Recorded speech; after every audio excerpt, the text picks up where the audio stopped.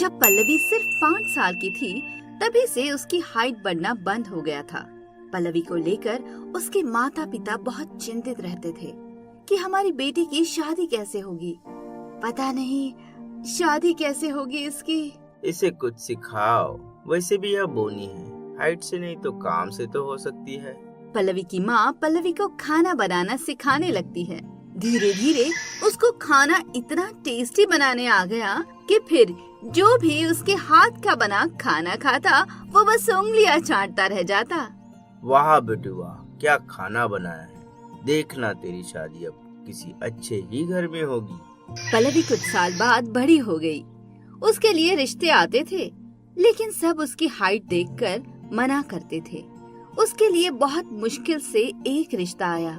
लड़का भी बौना था, इसी कारण उसकी माँ शादी के लिए राजी हो गई।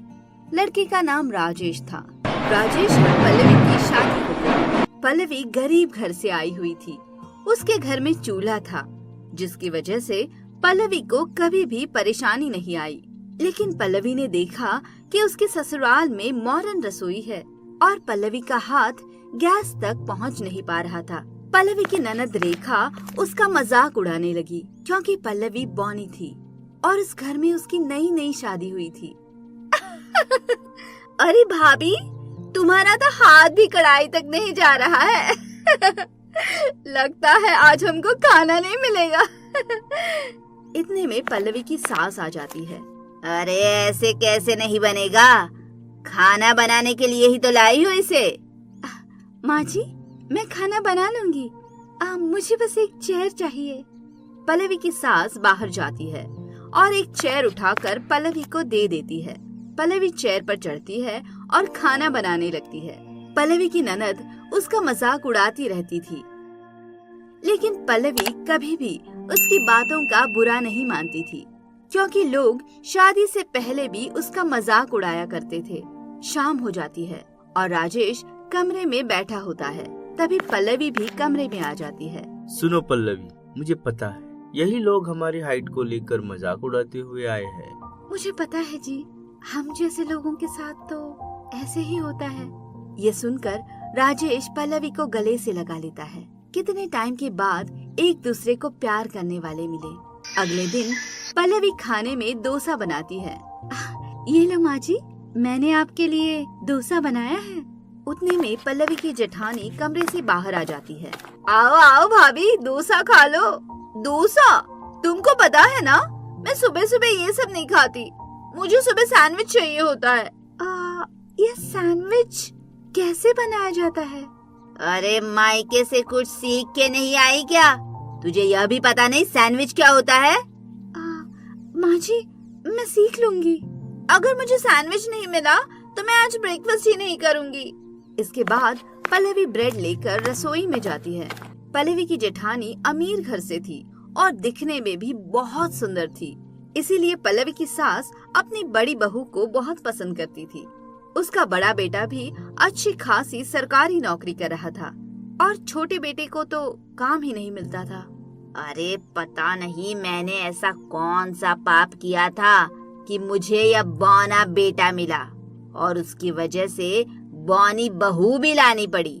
इतना बोलकर जैसे ही पल्लवी की सास एक निवाला अपने मुंह में रखती है, अरे वाह, ये तो बहुत टेस्टी है। एक बार खाकर तो देख, अपने सैंडविच को भूल जाएगी। हाँ भाभी, खाकर तो देखो, बहुत टेस्टी है। पल्लवी की जेठानी भी एक कोरा खाती है और उसे बहुत पसंद आती है। ए पल्लवी, सैंडविच मत बनाओ, मैं इसी को खा रही हूँ। यह सुनकर पल्लवी मुस्कुराने लगती है। तभी राजेश कहता है, वाह पल्लवी, तुम्हारे हाथ में तो जादू है। रसोई में घुसते ही तुम कमाल कर देती हो। पल्लवी की जेठानी, सास और ननद सभी उसको परेशान करने लगे थे। सभी अपने अपने कमरे में आराम करते और अकेले अब पल्लवी घर का सारा काम करती थी और खाना भी बनाती थी।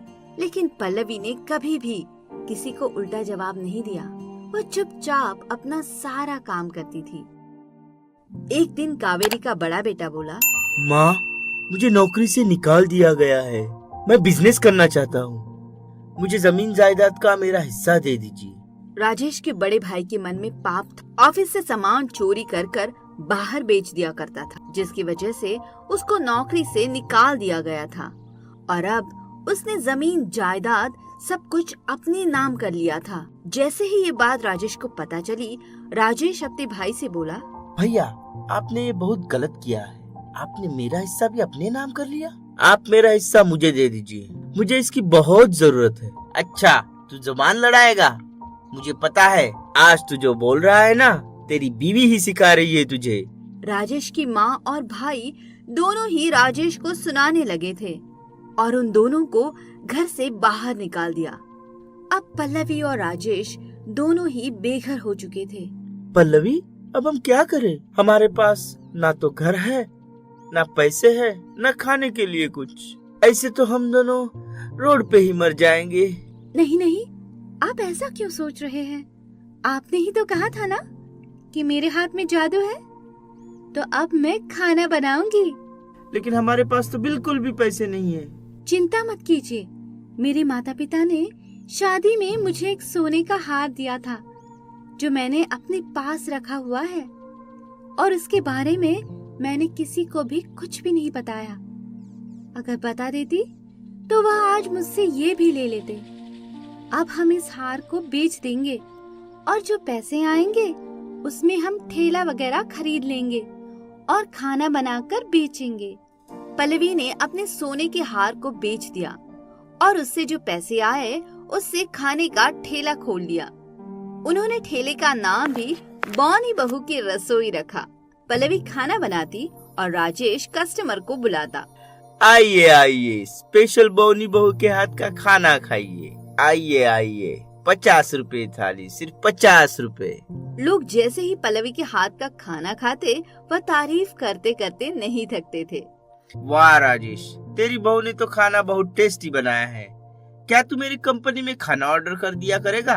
10 प्लेट। बिल्कुल सर जी, क्यों नहीं। आप मुझे बस एड्रेस बता दे दीजिए, मैं रोज आपके यहाँ 10 प्लेट खाना पैक करवा कर भेज दिया करूँगा। इसी तरह जितने भी कस्टमर यहाँ आते उसकी तारीफ करते करते नहीं थकते थे और खाना खाते और अपनी कंपनियों में और अपने घर पर भी पैक करा कर ले जाते। पल्लवी की थाली का नाम सभी जगह फेमस हो चुका था।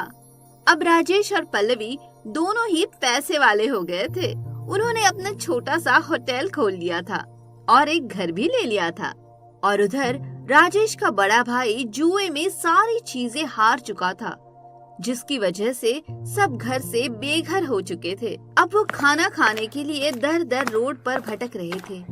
तभी उनको पल्लवी का होटल दिखाई देता है और सभी जल्दी से पल्लवी के होटल के सामने आ जाते हैं और पल्लवी से कहते हैं, बहू हमको कुछ खाने को मिलेगा?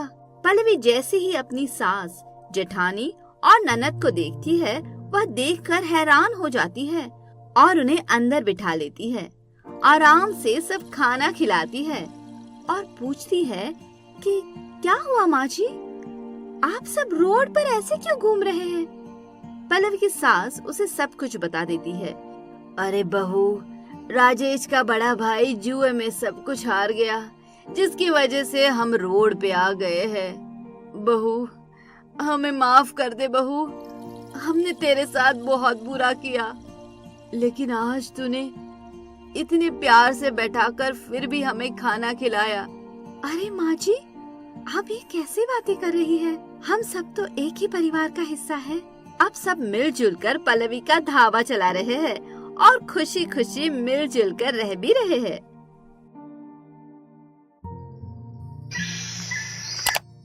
सरिता, ओ सरिता उठ जा, तूने फिर से आज सुसु कर दी।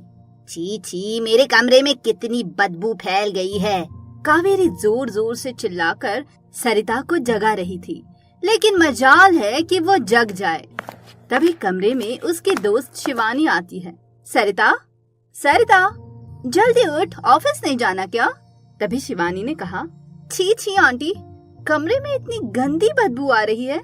वह तो आएगी ही, सरिता मैडम ने आज फिर से सुसु कर दी है बेड पर। क्या? Oh my God! शिवानी तभी कमरे से बाहर चली जाती है और थोड़ी देर बाद सरिता की आंख खुल जाती है। उठ गई मैडम, अब उठ जाओ और अपने कपड़े धो लो ये सारे जाकर। ओह नो, आज मैंने फिर से शुशु कर दिया। तू है ही इतनी आलसी, बिस्तर से उठना ना पड़े इसीलिए बिस्तर पे ही सुसु कर देती है। और थोड़ी देर पहले तो तेरी सहेली शिवानी भी आई थी, अब उसे भी पता चल गया है कि तू बेड पे सुसु करती है। ओ माँ, क्या तुम भी और कुछ बता सकती थी उसको? अब मुझे ही कुछ करना पड़ेगा। सरिता जैसे ही उठती है उसकी नजर साइड में रखे हुए नैपकिन्स पर जाती है। लो माँ, मिल गया मुझे इलाज। सरिता मार्केट में जाती है और वहाँ से डायपर खरीद ले आती है। अरे ये डायपर क्यों लाई है? हमारे घर में कोई छोटा बच्चा थोड़ी है। अरे माँ, ध्यान से देखो, ये बच्चों का डायपर नहीं है, ये तो बड़ों का डायपर है। ये मैं अपने लिए लाई हूँ ताकि मुझे रात को सुसु करने के लिए उठना न पड़े और अब बेड भी गंदा नहीं होगा। दूसरे दिन से वो डायपर पहनना स्टार्ट कर देती है। बहुत पहले की बात है, जब सरिता छोटी थी वो बहुत आलसी थी। रात को बार बार सुसु करने ना जाना पड़े इसीलिए वो बेड पर ही सुसु कर दिया करती थी और यही आदत उसके बचपन से बड़े तक पहुंच गई। अब सरिता जॉब भी करने लगी है, वो भी मल्टीनेशनल कंपनी में इंजीनियर का जॉब। और अब सरिता पीजी में रहा करती थी, लेकिन अभी तक उसकी आदत छूटी नहीं थी बिस्तर पे सुसु करने की। पूरे पीजी की लड़कियों को पता चल चुका था कि सरिता बिस्तर के अंदर सुसु कर देती है। इन सब से बचने के लिए सरिता ने डायपर पहनना स्टार्ट कर दिया। इसी तरह कुछ साल बीत गए। सरिता के साथ ही कंपनी में एक राहुल नाम का लड़का भी काम करता था, जिसके साथ उसकी दोस्ती हो गई और कुछ समय बाद उनकी दोस्ती ज्यादा गहरी हो गई। सरिता सुनो, मैं तुमसे कुछ कहना चाहता हूँ। हाँ बोलो राहुल। सरिता, विल यू मैरी मी? सरिता यह सुनकर खुश हो जाती है और राहुल को हाँ कर देती है। अगले दिन ही दोनों अपने घर वालों से बात करते हैं और घर वालों की रजामंदी से ही दोनों की शादी हो जाती है। लेकिन राहुल के माता पिता गांव में रहते थे, इसीलिए शादी के अगले दिन ही विदा होकर सरिता अपने ससुराल गांव आ जाती है। गांव में सरिता का बहुत अच्छे से स्वागत होता है और गांव की औरतें शहर की पढ़ी लिखी बहू को देखने आती है और मुंह दिखाई होती है। सब कुछ अच्छे से चलता है और शाम हो जाती है।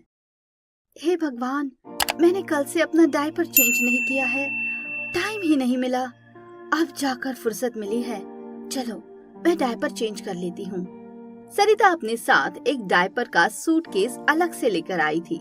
सरिता एक डायपर निकालती है और उसे चेंज कर लेती है। चेंज तो कर लिया है, लेकिन अब यूज्ड वाले डायपर को फेंकूं कहाँ?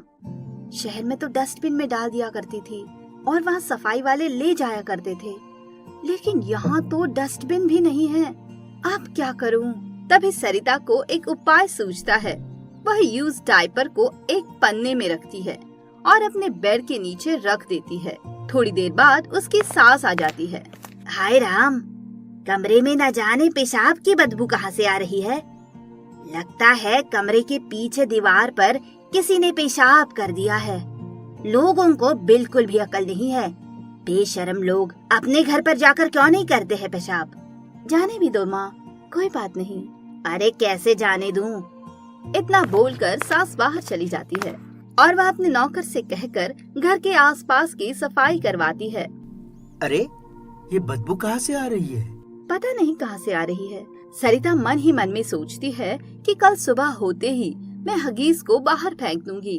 कहीं अगर किसी को पता चल गया कि ये हगीज मेरे है तो बहुत ज्यादा बदनामी होगी। थोड़ी देर बाद दोनों लेट जाते हैं, लेकिन रात भर इतनी बदबू आ रही थी कि कमरे में राहुल को तो नींद ही नहीं आई। राहुल उठकर कमरे के बाहर सोफे पे सो जाता है और इधर सरिता ने सुबह के 4 बजे का अलार्म लगा रखा था। सुबह 4 बजे से जैसे ही इसका अलार्म बजा, उसकी आंख खुल गई और सरिता जैसे ही अपने कमरे की लाइट जलाती है, वैसे ही उसकी सास कमरे में चली आती है और सरिता उस टाइम पर डायपर निकालने में लगी थी। अरे बहू, तू बेड के नीचे क्या कर रही है? सास की आवाज सुनते ही सरिता घबरा जाती है और उठकर बोलती है, अरे अरे मासी, आप इतनी सुबह उठ गई? अरे बहू, ये गांव है, शहर थोड़ी है जो सुबह के 10 बजे उठेंगे। यहाँ तो सब 4 बजे ही उठ जाते हैं। लेकिन मुझे ये देखकर अच्छा लगा कि तू भी 4 बजे उठती है। और राहुल बाहर क्यों सोया है? ओहो, अभी भी इस कमरे में इतनी बदबू क्यों आ रही है? माँ जी, राहुल को रात को ज्यादा मच्छर काट रहे थे ना इस कमरे में, इसीलिए वो बाहर जाके सो गए। कावेरी यह बोलकर कमरे से बाहर चली जाती है। ओह माय गॉड, अब मैं क्या करूँ? अपने डायपर आज तो फेंक ही नहीं पाई और आज का एक और हो गया। अब तो 2 हो गए। अब मैं बाद में सोचूंगी, पहले नहा धोकर तैयार हो जाऊं। सरिता नहाने चली जाती है और आज का डायपर भी वो बेड के नीचे छुपा देती है। नहा धोकर वो अपने कमरे में बैठ जाती है। अब तो उसको खुद को भी इतनी बदबू आ रही थी कि वो नाक बंद करके बैठी हुई थी। ओहो, कल से ज्यादा बदबू आ रही है। अब तो एक काम करती हूँ, कमरे में परफ्यूम छिड़क देती हूँ ताकि ये बदबू ना आए। सरिता बहू तो तैयार हो गई, राहुल भी तैयार हो गया है। चलो मंदिर चलते हैं, सब पूजा करके वापस आ जाते हैं। सरिता के कमरे में परफ्यूम की खुशबू खत्म हो चुकी थी, जिसकी वजह से अब दोबारा बदबू आना स्टार्ट हो गया था और अब तो पहले से भी ज्यादा बदबू आ रही थी। ना जाने क्या हो गया है, कल से घर में बहुत बदबू आ रही है। लगता है कोई काले जादू वाले ने जादू कर दिया है। अब तो तांत्रिक को ही बुलाना पड़ेगा। सरिता मन में ही सोचती है, माँ जी, ये कोई काला जादू वाला जादू नहीं है, ये तो मेरे डायपर की बदबू है। चलो सब सो गए हैं, अब यही मौका है डायपर फेंकने का। सरिता बेड में से दोनों डायपर निकालती है और धीमे कदमों से बाहर निकलती है और डायपर फेंक कर आ जाती है। वहीं दोनों छत पर पड़ोसन खड़ी थी, जिन्होंने सरिता को डायपर फेंकते हुए देख लिया था। सुबह दोनों औरतें बात करती है। अरे कांता, तूने देखा? वो डायपर रात को फेंक के गई थी। वो कौन थी? अरे तुझे नहीं पता कौन थी? वो तो सुमित्रा की बहू थी जो शहर से आई है। अच्छा, नई नवेली दुल्हन घर के बाहर डायपर फेंकने गई थी? अरे उनके घर में कोई बच्चे भी तो नहीं है। ये डायपर किसके होंगे? मुझे लगता है सुमित्रा के हैं। चल आज देखते हैं, आज डायपर फेंकने कौन आता है। रात हो जाती है और दोनों औरतें अपनी छत पर नजर लगाए बैठ जाती है। वह सरिता को डायपर फेंकते हुए देख लेती है। अब सरिता भी इस चीज से परेशान हो गई थी, क्योंकि उसे शहर में इस चीज की दिक्कत नहीं थी, लेकिन अब वो गांव में थी तो उसे परेशानी का सामना करना पड़ रहा था, जिसकी वजह से उसकी नींद भी नहीं पूरी हो पाती थी। ओफो, मैं तो बहुत परेशान हो गई हूँ। इस चीज से तो मेरी नींद भी नहीं पूरी हो रही है। 1 बजे तक डायपर फेंकने के लिए जागो और सुबह 4 बजे माँ जी जगा देती है। सुबह हो जाती है और सुबह दोनों पड़ोसन सुमित्रा के घर आती है। अरे आओ आओ बहनों, आ जाओ। नहीं नहीं, हम घर में नहीं आएंगे। हम तो बस ये कहने आए थे कि तुम बहू के आते ही इतनी आलसी हो गई हो कि तुम अब सुसु पॉटी भी डायपर में करती हो। ये क्या कह रही हो तुम दोनों? डायपर में सुसु पॉटी? तुम दोनों का दिमाग खराब हो गया है क्या? तुम क्या सोचती हो, हमें कुछ पता नहीं है? रात के 1 बजे तुम्हारी बहू डायपर फेंकने आती है। पड़ोसन की बात सुनकर सुमित्रा की आंखों में आंसू आ जाते हैं। अरे मैं तो सुबह 4 बजे ही फ्रेश हो जाती हूँ, मुझे क्या डायपर की जरूरत पड़ी है? सरिता को ये देखकर बहुत दुख होता है कि उसकी सास को उसकी वजह से बहुत सुनना पड़ रहा है, और तभी वो दोनों पड़ोसियों के पास जाती है और बोलती है, कलावती चाची और रामा चाची, इसमें माँ जी की कोई गलती नहीं है। यह हगीज मेरा है, ना कि मेरी सास का। क्या तू डायपर पहनती है? जी माँ जी, मैं बचपन से ही बहुत आलसी थी। मुझे सुसु करने के लिए बाहर न जाना पड़े, इसलिए मैं डायपर पहनने लगी थी और मुझे ये आदत हो गई है। लेकिन अब कान पकड़कर कहती हूँ कि मैं कभी डायपर नहीं पहनूंगी और अपने आलस को भी दूर करूंगी। जिस काम से मेरी माँ जैसी सास को शर्मिंदा होना पड़े, वो काम मैं कभी नहीं करूंगी।